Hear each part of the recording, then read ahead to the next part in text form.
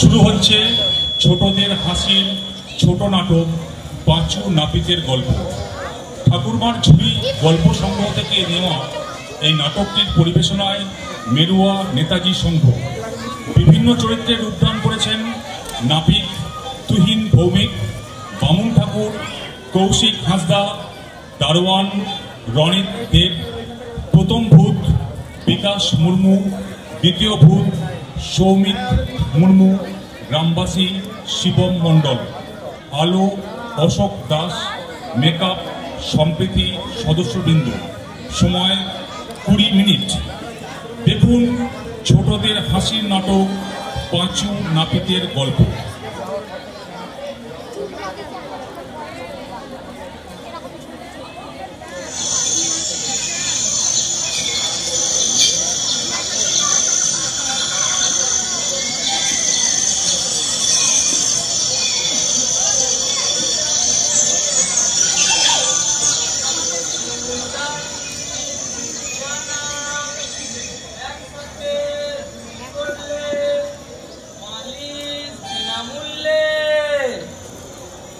কানেও তোলে না, সারাও দেয় না। আজ হলোটা কি?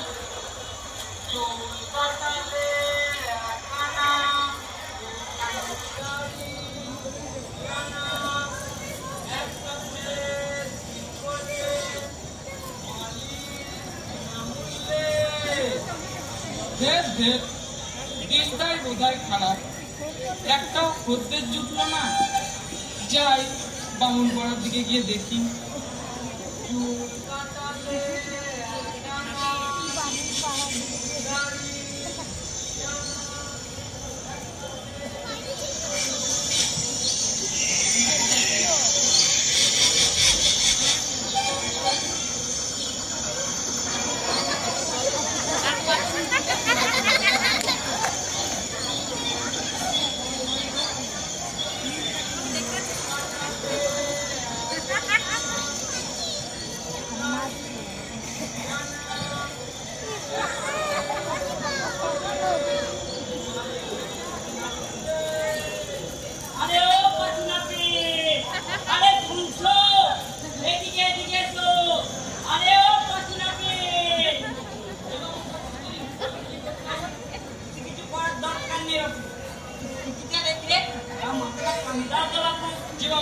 এই দিচ্ছি।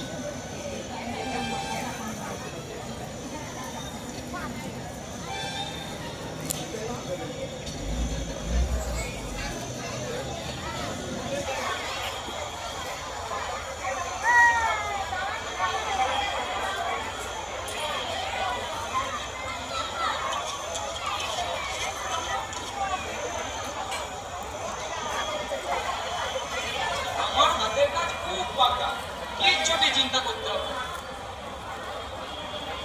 সাবধানে পাঠু, সাবধানে দেখো, আবার কেটে গেল না জানো, তাহলে কিন্তু আর লোককে থাকবে না।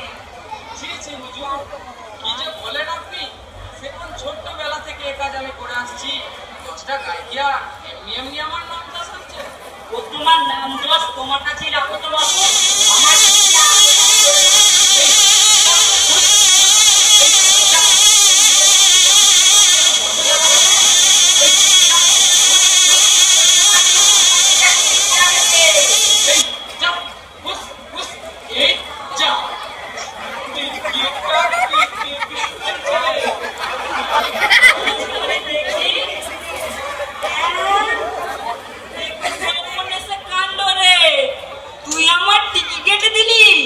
দাঁড়া দাঁড়া হতভাগা।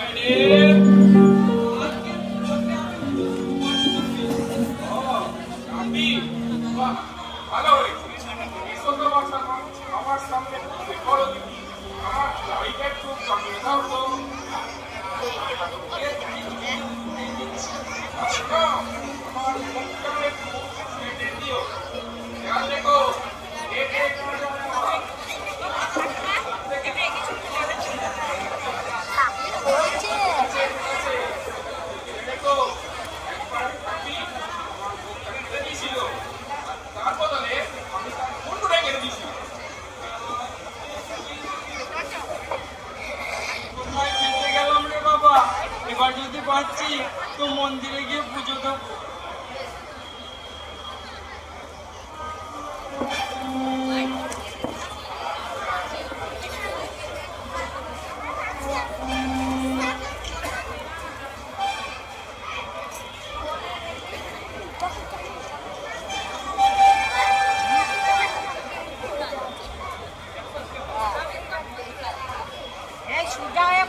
বাচ্চাটা দেখতে পাচ্ছে না,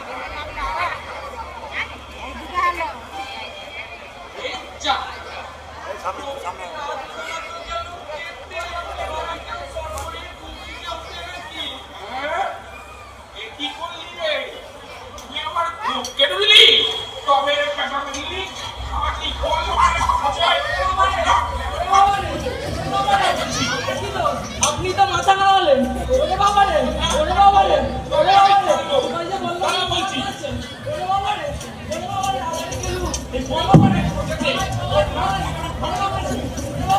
শালা আজ আমি গেলুম। ওরে বাবা রে, শালা বলছি, তোর নাক কাটবো, শালা কি করবো?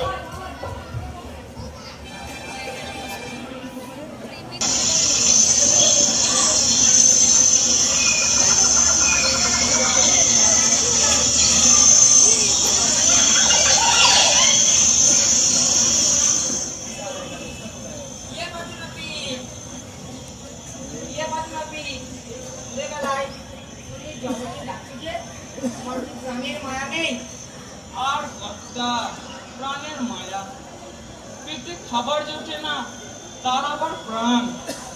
তা জঙ্গলে গিয়ে করবেটা কি শুনি? দেখ চুলদাড়ি কাটবে নাকি? সকাল থেকে একটাও কাজ পাইনি, খেতে পাইনি, কোন মুখে বাড়ি যাই বলো দেখি? আর আপনি আমার সাথে মস্করা করছেন? শোনো শোনো, জঙ্গলে গেলে তোমার তো আর কাজ জুটবে না। রাত্রি কাজ তুমি বাড়ি ফিরে যাও, আর তোমার নিশ্চয়ই কাজ জুটবে। কি করে বাড়ি ফিরি? সঙ্গে কোনো রোজগার নেই, বাড়িতে হাতে হাঁড়ি চলবে কি করে? হ্যাঁ, কোন মুখে আমি গিন্নির সামনে গিয়ে দাঁড়াই বলো দেখি? শান্ত হও পাটু, শান্ত হও। শোনো শোনো, জঙ্গলে তোমার ছুটি হয়ে গেলে তোমার পরিবার যে পথে বসবে তার কথা একটু ভাবো। যাও যাও, বাড়ি যাও। না, আমার পথ ছাড়ে, আমি জঙ্গলে যাবো।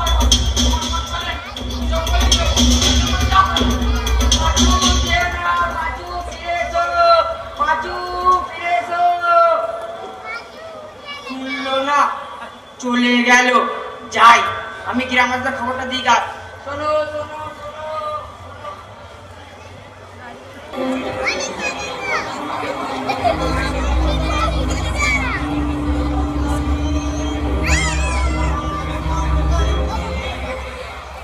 দেখতে পাচ্ছি না।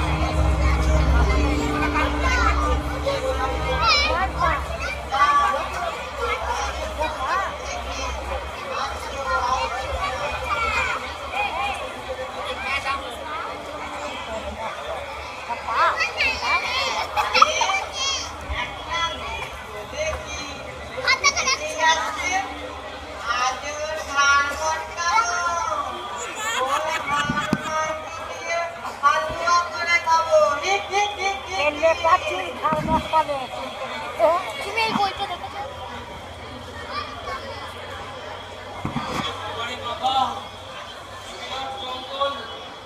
অন্ধকারে কিচ্ছু দেখা যায় না।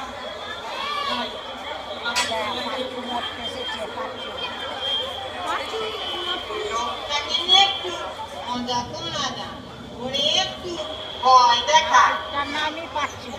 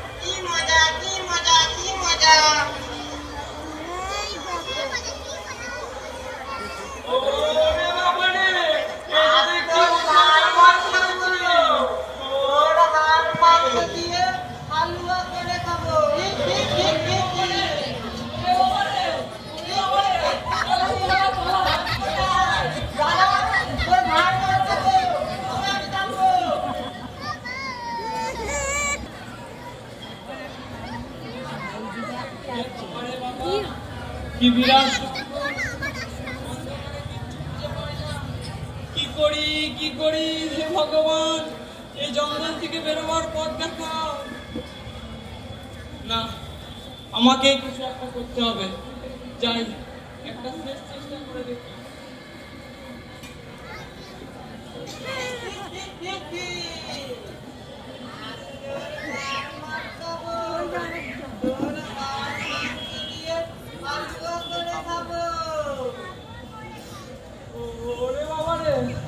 অনেকগুলো ভূত ধরে আমার এই ঝোলায় পড়েছি, আজও একটাকে পেয়েছি, এটাকেও ধরে ঝোলায় পুরবো।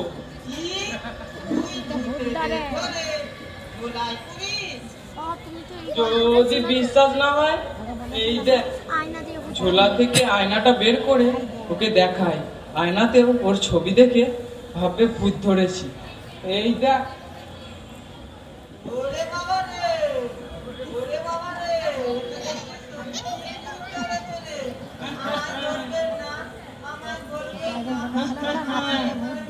আমার হাতের কাছে এলে আর পালাবার জোর নেই কো।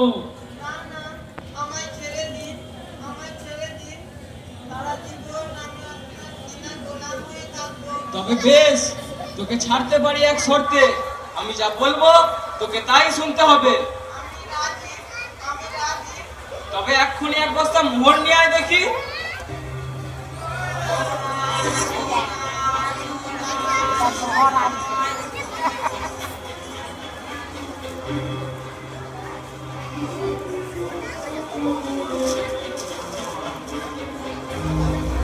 বেশ বেশ, মোহর এনেছিস, এবার আমাকে বাড়ি নিয়ে চল দেখি।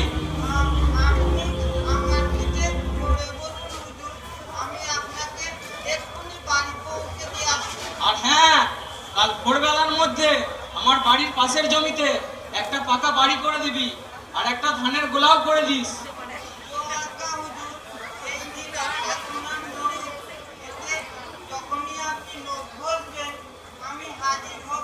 বেশ বেশ, এবার আমাকে বাড়ি নিয়ে চল।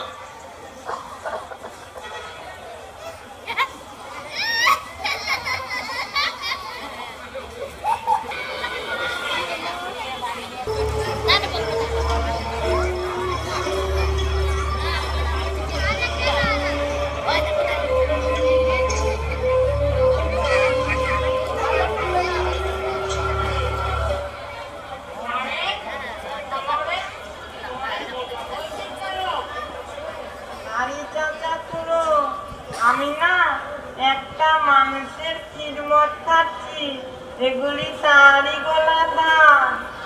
ছি ছি ছি, তুই দেখছি ভূত সমাজের মানুষের দেবাবি, সেটা নাকি ভূতের মানুষের দেওয়া পাচ্ছিস। এ দেশে মানুষ নয় পুরো, এ না ঝোলায় ভূত ভরে রাখে। মেয়েদের পুরো কথা বলার জায়গা পাসনি। সত্যি বলছি পুরো, আমি অনেক হাতে পায়ে ধরে বন্দিয়ার হাত থেকে বেঁচেছি। কি তুই এখন মানুষেরও হাতে পায়ে পড়েছিস? যদি বিশ্বাস না হয় তো চলো আল্লাহতে, তোমায় দেখাচ্ছি। চল তো দেখি, দেখ কেমন করে ভালো পাই। চলো পুরো, চলো দেখাচ্ছি।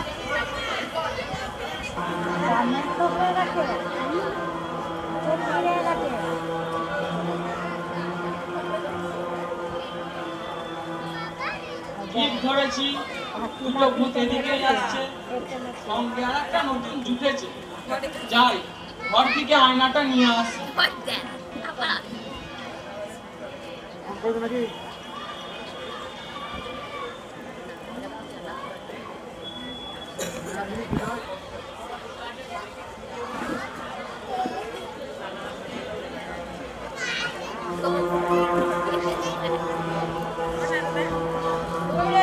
তোর কিছু বল, দেবতাই আমাদেরকে ঘুরতে।